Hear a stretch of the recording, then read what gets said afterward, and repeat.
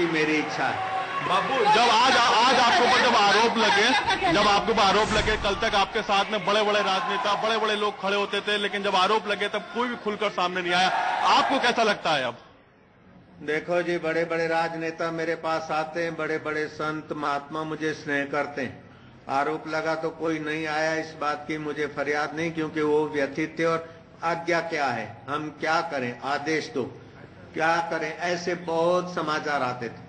मैंने कहा धीरज रखो, सबका मंगल हो, सबका भला हो, जब ध्यान करो। सड़कों पे उतर आने के लिए तो कई संस्थाओं वाले ने मेरे को कहा। बापू, जिस तरीके से अहमदाबाद में लोगों की भीड़ उठी, जो लोगों ने पथराव किए, निकलकर सामने विरोध किया, उससे कहीं ना कहीं तो आहत हुए होंगे आप। क्या सोचते हैं, क्या इसके पीछे भी कोई साजिश थी?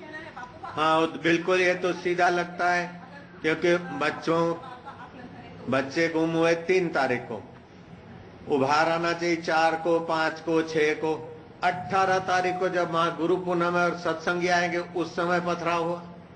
तो ये साजिश ने इतना दिन कार्यक्रम रचने की, और फिर लाठी पत्थर ऑयल गाड़ियां जलाना, लोगों को मारपीट करना, मारपीट के फिर बोलो तुम बापू के आदमियों ने मारा, तो ये साजिश नहीं।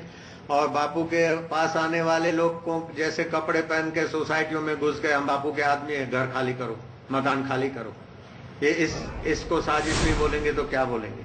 गरीब गुरबों के जो छोटे मोटे मकान बने थे, वेलजी भाई का कुआं, तो वहां किसी बिल्डर को वहां हड़पना था, तो इस मौके से उस बिल्डर ने अपने गुंडे और अपने आदमी रात को दौड़ाए, बापू के आदमी है खाली करो। अरे मैं तो मकान बनवा के गरीबों को देता हूं, और मेरे आसपास रहने वाले गरीबों को रात को मैं गुंडे भेज के खाली करवा सकता हूं। अगर मेरे गुरुकुल के बच्चों को मैंने तांत्रिक किया हो तो मैं अपने नदी के किनारे क्यों फेंकूंगा?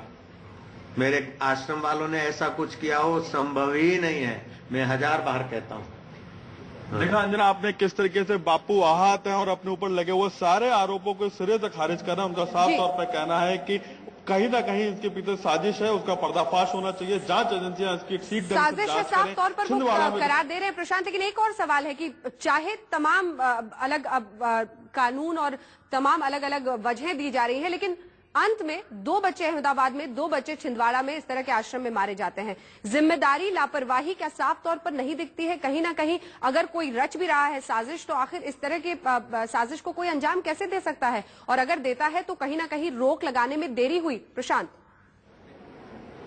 बापू, जिस तरीके से आश्रम में जिस तरीके से बच्चों के साथ हुआ, क्या कहीं ना कहीं गुरुकुल की थोड़ी सी ढिलाई रही जो इस तरीके से नहीं समझ पाए? मेरे को गुरुकुल वालों ने बताया कि 8:30 बजे जांच किया भोजन के समय तो बच्चे गायब हैं, और वो बोल रहे थे हमको रथ यात्रा देखने जाना है, कार लेने आने वाली है। फिर 8:45 बजे माँ बाप को समाचार दिया। अगर वो बोलते 8:30 बजे बच्चे गायब हुए और हमने दूसरे दिन समाचार दिया तो मैं उनकी खबर ले लेता। 8:30 बजे बच्चे नहीं दिखे भोजन के आसपास, 8:45 बजे उनको खबर दिया, और गुरुकुल के व्यवस्थापक और सब लोग 15-20 मिलकर वो उधर ढूंढने गए। दूसरे दिन भी रथ यात्रा ढूंढी है, तो मैं उनको कैसे कहूं ढिलाई? और वे इतने तन से, उनको सेवा का जो आनंद आता है गुरुकुल में रहने वालों को, वो तो देखते ही बनता है। अगर लेकिन आखिर साजिश करने वाला कामयाब हुआ तो इससे क्या सवालिया निशान नहीं लगता है? और क्या प्रशासन पर, आश्रम के कानून पर और सख्ती बरतने की सोचेंगे आने वाले समय में? बाबू देखिए, कहीं ना कहीं अगर साजिश अगर चल रही थी, साजिश करने वाले इस तरीके से, तो कहीं ना कहीं कामयाब हुआ ना। साजिश हुआ, जो भी हुआ, आप इस पर क्या कहना चाहते हैं? आप जिन्होंने ये साजिश रची, उनको क्या खिलाफ कार्रवाई होनी चाहिए या उन्हें आप क्षमा करेंगे?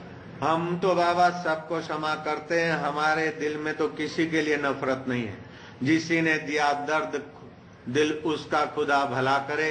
आशिकों को वाजिब है यही फिर से दुआ करे, लेकिन समाज और सरकार अपना कर्तव्य निभाए, ताकि देश को तोड़ने वाले, संस्कृति को तोड़ने वाले, मानव को दुश्मनी के आग में झोंकने वाले लोगों को सबक मिले। तो सभी जानते होंगे।